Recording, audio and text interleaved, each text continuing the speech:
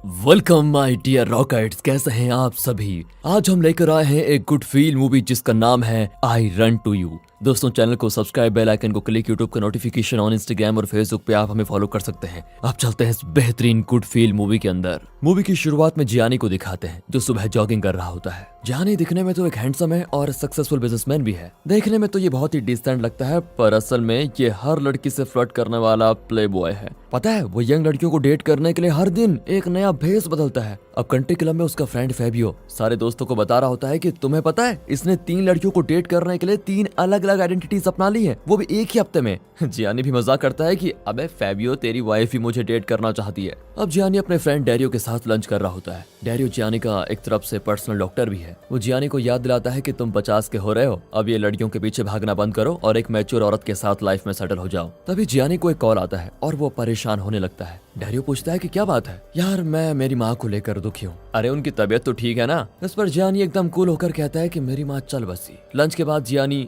तुरंत अपनी माँ के फ्यूनरल के लिए निकलता है, लेकिन वो फिलिपिनो फ्यूनरल को अपनी माँ का फ्यूनरल समझकर उसमें शामिल हो जाता है। फिर अपनी गलती रियलाइज करके वो उन्हें सॉरी कहकर ठीक फ्यूनरल में पहुंच जाता है। फ्यूनरल में जियानी का बड़ा भाई दुख भरी स्पीच दे रहा होता है, लेकिन जियानी जो लेट पहुंचा था वो इशारे से दिखाता है कि वो एक फिलिपिनो फ्यूनरल में फंस गया था। वो झाड़ू लगाने जैसा काम करता है, क्योंकि उसका मानना है कि फिलिपिनो लोग मोस्टली इसी काम के लिए हायर किए जाते हैं। उसकी इस हरकत को देखकर वहाँ के लोगों को लगता है कि जियानी इस मामले में रेसिस्ट है। फिर जियानी का भाई उसे माँ के घर की चाबी दे देता है। जियानी घर में जाकर कुछ फोटोज देखता है और इमोशनल हो जाता है। फिर अपनी माँ की व्हीलचेयर पर बैठकर वो उनका पुराना रेडियो ऑन करके बैठे बैठे डांस करने लगता है। तभी वहाँ पर एलिसा नाम की एक बहुत ही यंग लड़की आती है। जियानी को व्हीलचेयर पर देखकर वो कहती है, मैं आपकी नई नेबर हूँ और मैं एक नर्सिंग होम में स्पेशली एबल्ड लोगों की मदद करती हूँ। अगर आपको कोई हेल्प चाहिए तो मुझे बता दीजिए। बस जियानी भी तो यही चाहता था कि कोई लड़की आ जाए। वो तुरंत स्पेशली एबल्ड की एक्टिंग करने लगता है। अगले दिन ऑफिस मीटिंग में उसका असली चेहरा सामने आ जाता है, जब वो अपने एम्प्लॉयज पर चिल्ला रहा होता है कि हमारा स्नीकर ब्रांड जिसका नाम हाई स्पीड है, वो महज स्नीकर नहीं, एक लाइफ स्टाइल है। अब उसकी नई इंटर्न जूलिया कहती है कि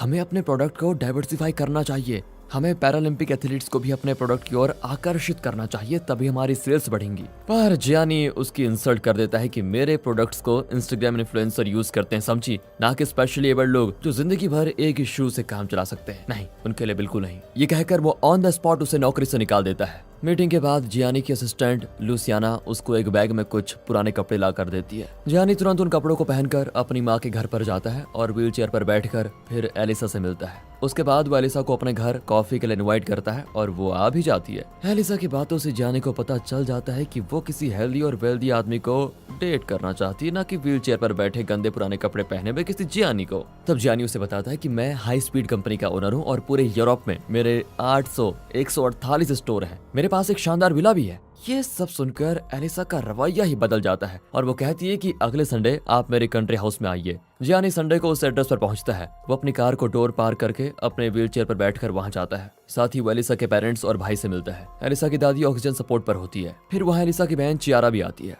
उसकी खूबसूरती देखकर जियानी एकदम तंग रह जाता है, लेकिन उसका चेहरा एकदम से बदल जाता है जब चियारा खुद व्हीलचेयर पर बैठी होती है। अब जियानी रियलाइज करता है कि कहीं एलिसा ने मुझे यहाँ अपनी छोटी बहन के साथ सेट करने के लिए तो नहीं बुलाया। नहीं, ऐसा नहीं हो सकता। चियारा जियानी को बताती है कि मुझे स्पोर्ट्स बहुत पसंद है और मुझे अच्छा वायलिन बजाना भी आता है। हाँ, जियानी को उसके बातों में कोई इंटरेस्ट नहीं होता और हर बात पे वो बस सिर हिला रहा होता है। फिर जियानी अपने फ्रेंड्स को ये सारी बात बताता है तो वो चियारा की पर्सनालिटी और नेचर के बारे में पूछते हैं कैसी है वो। जियानी कहता है कि वो सुंदर है, पर मुझे स्पेशली एबल्ड लड़कियों में कोई इंटरेस्ट नहीं है। अब उसके फ्रेंड उसे चैलेंज करते हैं कि तुम एक काम करके दिखाओ, उसके साथ इंटीमेट हो जाओ, फिर मानेंगे हम कि तुम असली प्ले बॉय हो। इस पर जियानी हंसता है। अब आगे दिखाते हैं तो एलिसा जियानी को रेनकोट लौटाने आती है जो वो एलिसा के घर पर भूल गया था, लेकिन अब घर पर जियानी का भाई होता है। एलिसा उसे बताती है कि तुम्हारे भाई जियानी ने बोट्सवाना में स्पेशली एबल्ड लोगों की बड़ी मदद की है। उसकी बातों से उसके भाई को पता चल जाता है कि जियानी तो स्पेशली एबल्ड होने का नाटक कर रहा है, पर वो एलिसा को सच नहीं बताता। फिर वो जियानी से भी पूछता है कि ये गंदा नाटक बंद करो और तमीज से रहो। हाँ, जियानी कहता है कि तुम्हें जलन है कि तुम्हारे पीछे लड़कियां नहीं आती और मेरे पीछे आती हैं। यहाँ तक कि वो अपने भाई के टकलेपन का मजाक उड़ाकर चला जाता है।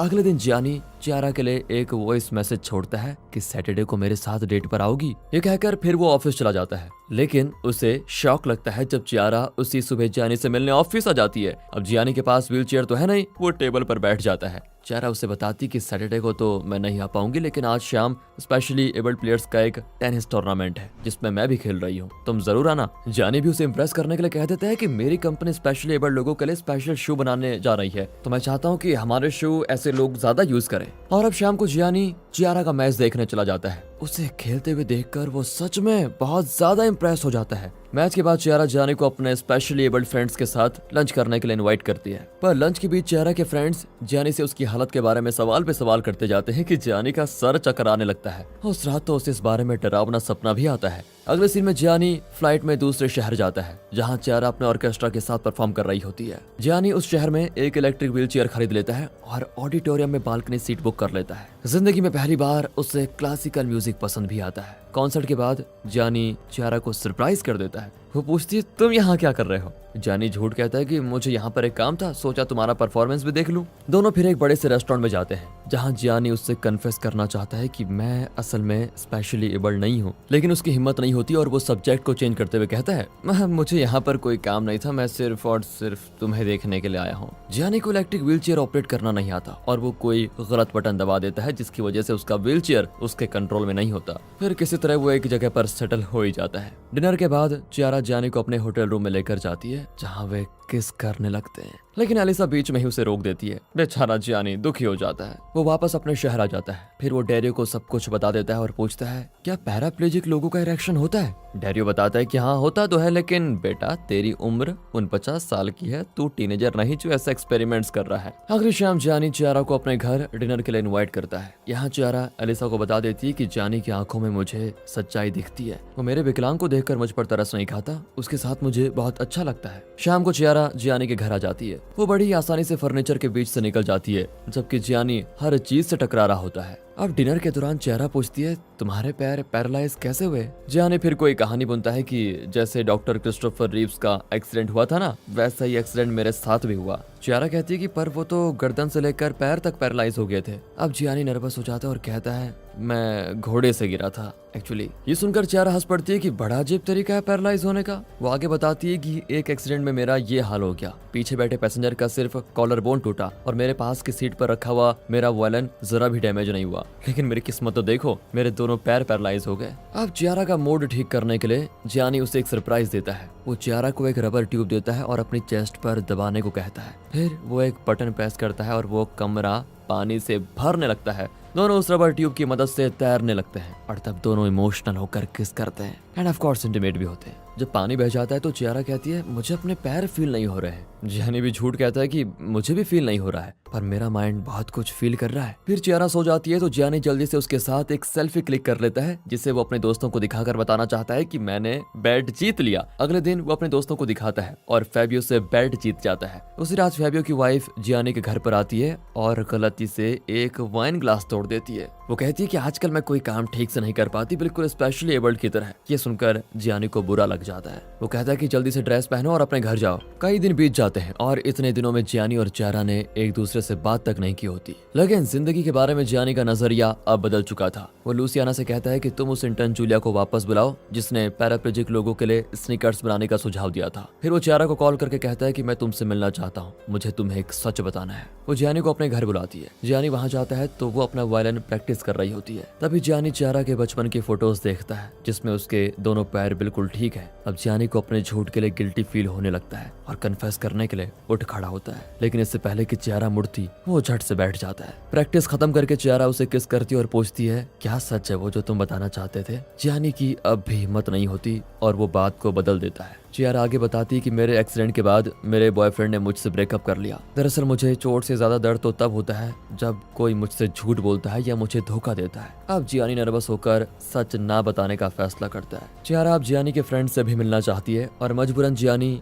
डेरियो और लूसियाना को उससे मिलवाने लेकर जाता है। डेरियो कहता है कि अगर तुम्हें उस लड़की से प्यार हो गया तो उसे सब कुछ सच बताना ही होगा। अगर तुम नहीं बताओगे तो मैं या लूसियाना बता देंगे। फिर वे चियारा के साथ डिनर करते हैं। इसी बीच जियानी उसे सच बताने का नाम ही नहीं ले रहा होता है तो डैरियो उसको बताने जाता है। लेकिन फिर बात को बदलने के लिए जियानी अपनी पैंट पर सूप गिरा देता है और डैरियो से कहता है कि मुझे अभी बाथरूम लेकर चलो। बाथरूम में डैरियो फिर कहता है कि तुम्हारा ये ड्रामा ना हद पार कर चुका है, उसे अभी के अभी सच बताओ। तभी वहाँ रेस्टोरेंट का एक स्टाफ आ जाता है और उस स्टाफ को भी नहीं पता चलना चाहिए कि जियानी चल फिर नहीं सकता, इसलिए जियानी झट से टॉयलेट में ही बैठ जाता है। उस रात भी वो चियारा को सच नहीं बताता। अब जियानी का भाई एलिसा से मिलता है और बता देता है कि जियानी पैराप्लेजिक नहीं है, वो चियारा से झूठ बोल रहा है। एलिसा को इतना गुस्सा आता है कि वो सीधे जाकर जियानी के कान के नीचे कस के लगा देती है। वो कहती है कि 2 दिन के अंदर अगर तुमने मेरी बहन को पूरा सच नहीं बताया तो मैं तुम्हें छोड़ूंगी नहीं, याद रखना। वैसे दोस्तों, प्यार में सच बताना इतना इंपॉर्टेंट क्यों होता है, कमेंट करके बताइए अगर आपका कोई एक्सपीरियंस है तो। जियानी अपने पापा से मिलता है जो खुद एक